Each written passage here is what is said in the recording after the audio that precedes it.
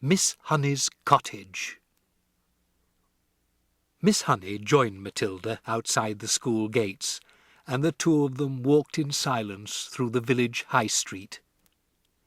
They passed the greengrocer, with his window full of apples and oranges, and the butcher, with bloody lumps of meat on display, and naked chickens hanging up, and the small bank, and the grocery store, and the electrical shop. And then they came out at the other side of the village onto the narrow country road, where there were no people any more, and very few motor cars. And now that they were alone, Matilda all of a sudden became wildly animated. It seemed as though a valve had burst inside her, and a great gush of energy was being released. She trotted beside Miss Honey with wild little hops, and her fingers flew as if she would scatter them to the four winds, and her words went off like fireworks with terrific speed.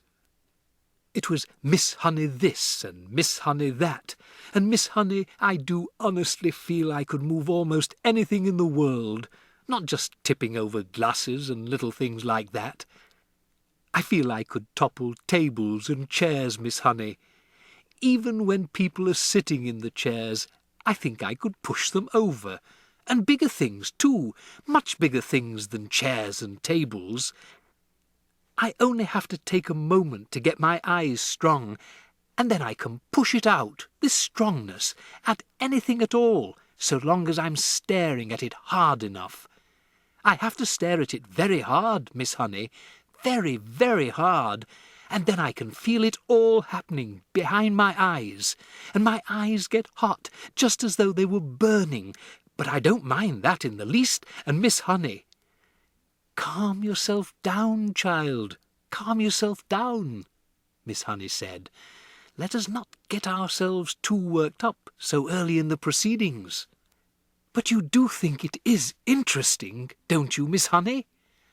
"Oh, it is interesting, all right," Miss Honey said.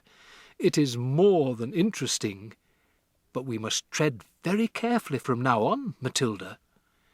"Why must we tread carefully, Miss Honey?" "Because we are playing with mysterious forces, my child, that we know nothing about. I don't think they're evil. They may be good. They may even be divine. But whether they are or not, let us handle them carefully." These were wise words from a wise old bird, but Matilda was too steamed up to see it that way. "I don't see why we have to be so careful," she said, still hopping about. "I'm trying to explain to you," Miss Honey said patiently, "that we're dealing with the unknown.